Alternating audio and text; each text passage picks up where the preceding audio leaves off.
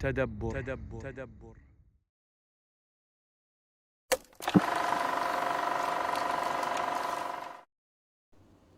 Meditare.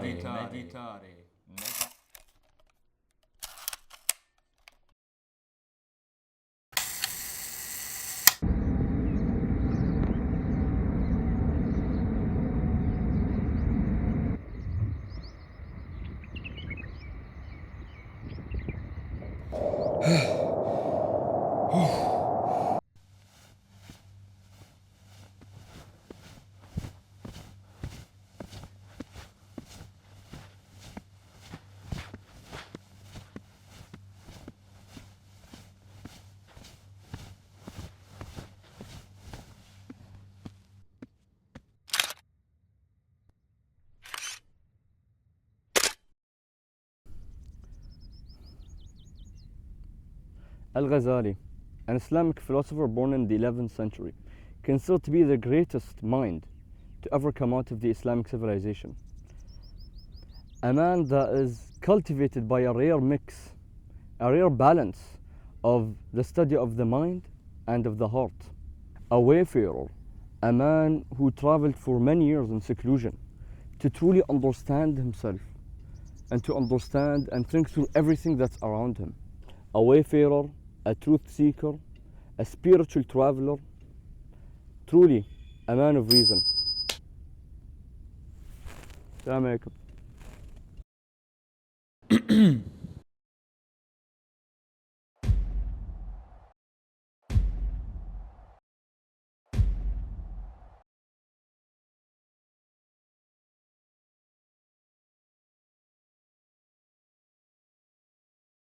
Marcus Aurelius, a Roman emperor born in the 2nd century, considered to be the greatest emperor to ever live, the only one worthy of the title philosopher king.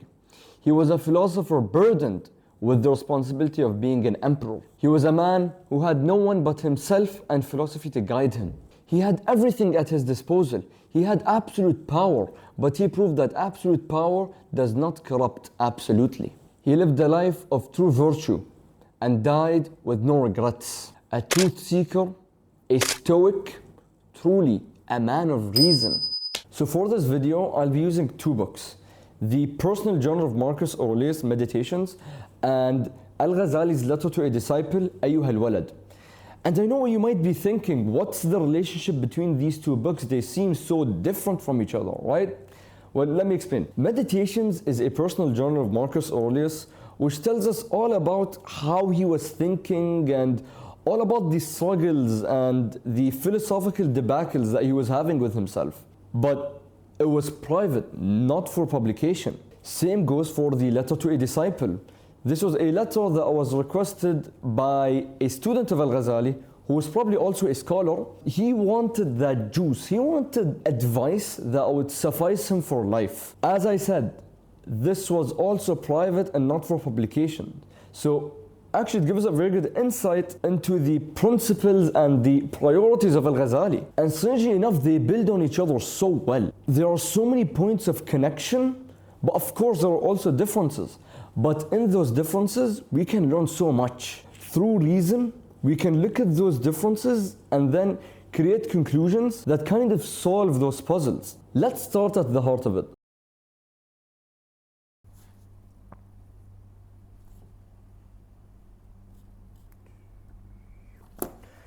Purpose. Marcus Aurelius believed that every man should live according to nature.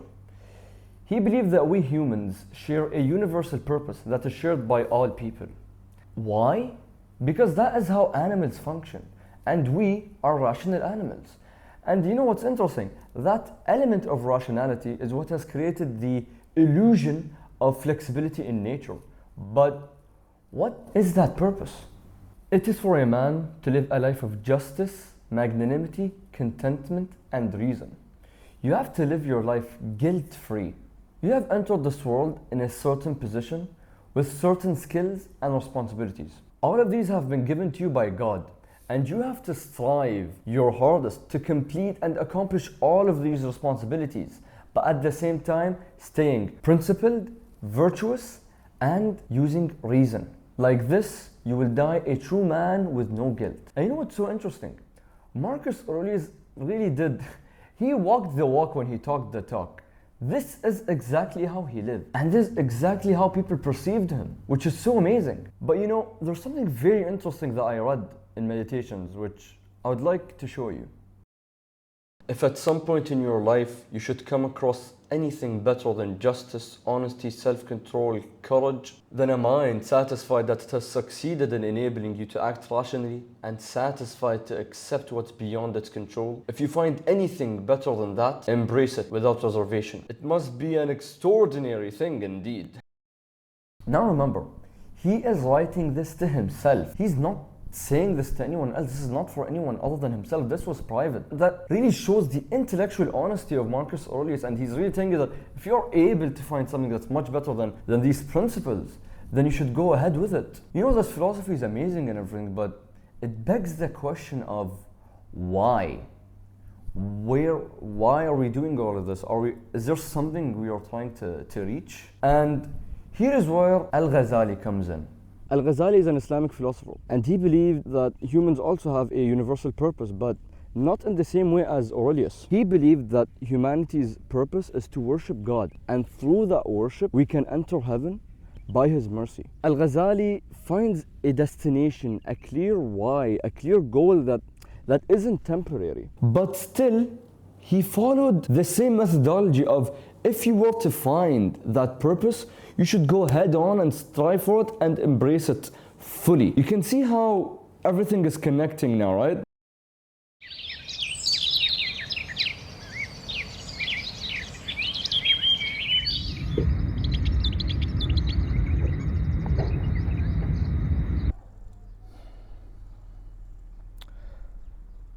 Marcus Aurelius believed that a higher power created this universe with perfection and uniformity. And he believes that this higher power has given a certain function, a specific function for everything. The same thing goes for mankind. For Marcus Aurelius, he would look at the external, and through looking at the external, he was better able to deduce the internal. Nature is always good and pure. The only difference with humans is that we have something called intelligence and another thing called reason. And you know what's so interesting is that Al-Ghazali believed a very similar thing due to, of course, him being a Muslim. He believed in something called the fitra, or the natural disposition. And this natural disposition is always good and pure. But through our wronging of the self, it can be corrupted. I'll give an example. Think of a glistening, beautiful river, clean, pure, and benefits everything and anything that's around it. Imagine one day it started having these impure things entering it. What would happen? It would slowly turn into something disgusting that doesn't only corrupt itself, but corrupts everything that's around it. The heart is the same. You have to constantly wash away all of these impurities such as hubris, hate, envy, selfishness, to then become pure again. You have to slowly create a beautiful ecosystem. As Abu Bakr as-Siddiq once said, these bodies are a cage for birds or a stable for beasts. So which one will you be? Contentment and the present and death.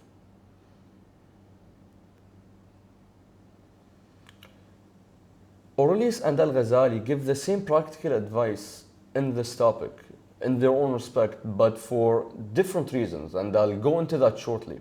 They both believe that a person must live in the present and be present in the present. Thinking about the past will keep you worrying, and thinking about the future will keep you unproductively thinking. Think about what you have in front of you right now and everything that you can work on in this moment. That's what living in the present means. This is one of the main aspects which actually creates contentment. Another very important aspect is death and how we should perceive it. Marcus Aurelius believed that we should not see death as something dreadful or scary. Rather, it is an inevitable. And that inevitability should actually bring comfort and humility to all. And this is one of the rules of the game of life. No exceptions. Why care about reputation, popularity, and the opinions of people? All will die and mostly be forgotten. Let's think of the greats. Alexander, Caesar, Darius, and all of those kings which you don't even know about. All are dead, and most of them forgotten. Then why are you putting so much emphasis into this thing? Until here, Al-Ghazali actually agrees with Marcus Aurelius, but the difference is why. You know, there's a difference in outlook. To Marcus Aurelius, he's not sure if there's an afterlife or not. So to him, if there is an afterlife, then he has lived a virtuous life and God should reward him for that. If there isn't an afterlife, then that's fine. He has lived a life guilt-free. With Al-Ghazali, it's very different. Al-Ghazali is a staunch believer in the afterlife, as he is a Muslim. And he believes that every person will be held accountable for their actions before God. And unlike Marcus Aurelius, Al-Ghazali believes that the reference of morality has already been established. And it has not been established by Al-Ghazali or any other Islamic scholar. It has been established by God and His Messenger, the Prophet Muhammad sallallahu alaihi wasallam. So he doesn't actually judge right from wrong by his own subjective basis or compass. He has to always go back to those two things. And in his letter he says this: O disciple, live as long as you want, but you must die. Love whatever you want, but you will be separated from it. And do what you want, but you will be repaid for it.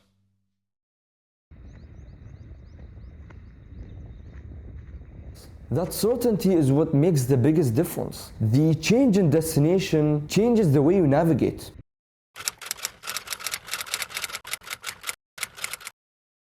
So, we just finished speaking about death. Now let's talk about the cousin of death.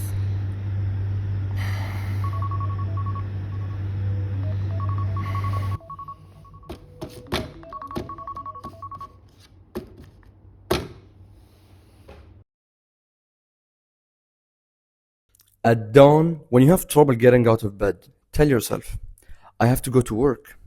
As a human being, what do I have to complain of? If I'm going to do what I was born for, the things I was brought into the world to do, or is this what I was created for? To huddle under the blankets and stay warm. But it's nicer here. So you were born to feel nice? Instead of doing things and experiencing them? Don't you see the plants, the birds, the ants, and spiders and bees going about their individual tasks, putting the world in order as best they can? And you're not willing to do your job as a human being? Why aren't you running to do what your nature demands? But we have to sleep sometime. Agreed. But nature set a limit on that, as it did on eating and drinking. And you're over the limit. You've had more than enough of that, but not of working. There, you're still below your quota. You don't love yourself enough, or you'd love your nature too, and what it demands of you. People who love what they do wear themselves down doing it. They even forget to wash or eat. Do you have less respect? Do you have less respect for your own nature than the engraver does for engraving? The dancer for the dance? The miser for money? Or the social climber for status? When they are really possessed by what they do, they'd rather stop eating and sleeping than giving up They'd rather stop eating and sleeping than give up practicing their arts. Is helping others less valuable to you? Not worth your effort? I don't think so. I do not think so.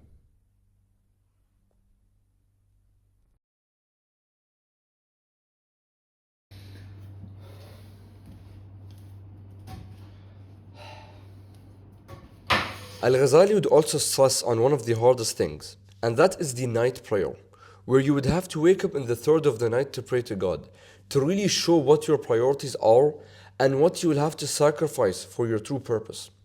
And he gives this poem as part of his advice. A dove moaned frailly in the dark one night on a branch while I was sleeping. I have lied by God's house. Were I a lover, then doves wouldn't beat me in weeping. I claim I am mad with love, fervent with longing for my Lord, yet I do not weep, and such animals are weeping.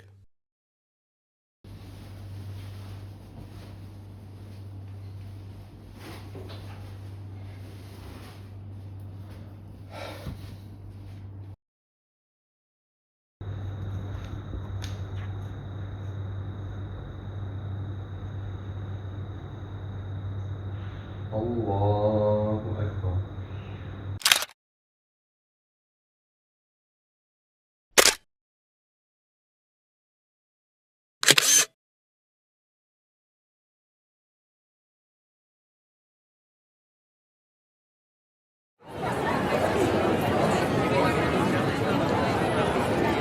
Marcus Aurelius believed that we are social creatures, and due to that, we should be exemplary in how we deal with people, and we shouldn't shy away from interaction and socialization, but rather we should embrace it. A man has to carry himself properly, but how? Marcus Aurelius and Al-Ghazali had to deal with people and many disputes between them. Especially Al-Ghazali because he was a teacher, and of course Marcus Aurelius because he's the emperor. So this is all of the best lessons that I've learned from the both of them. Firstly, you should always be simple and humble around people, and you should never be arrogant. Whenever you are giving advice to anyone, you should always use the simplest of words. You should not be always trying to use all of these big words and analogies and metaphors and poems, lines of poetry. You should be simple. I'll give an analogy. Let's say, for example, right, a person's house is going to be flooded, right? There's a flood coming in, and the person's house is gonna be fully just flooded. You're not gonna go to him and be giving this amazing example when the water comes from the sky and the earth is gonna darken. Your house shall not be from us. Like, you're not gonna do all of that. What you're going to do is be very clear and straightforward. Your house is going to be flooded. Run away or do something about it, right? You would be way more straightforward with it. That's how you should act when you're giving advice. Let's say, for example, someone has wronged you. How should you act? You should actually act in a very calm and dignified way. And you should tell that person in front of you of his error. And you should not be expecting anything in return. Just the fact that he may improve and actually cure himself of his disease, just that possibility and how that may improve the general interest is already a good enough reward. Also, when you are giving advice, always have this as a mindset, right? You are a doctor, and the person in front of you is a patient. And it is your job to diagnose that person of his disease, then find a cure and give him the medication that may cure him, right? Of course, that medication is the advice. And this mindset can actually change the way you think about giving advice. And interestingly enough, they both give the same exact analogy. And also, the opinions of people should never affect you in any way, other than if it is feedback for yourself, even if it comes from a foolish, insolent man. You should take that advice for the betterment of yourself and for the humbling of yourself. Always remember, you reap what you sow. Do with people as you would like to be done with you. If you want respect, justice, magnanimity in society, then you should be the first one to act upon those things. And through that, you can achieve through reciprocity.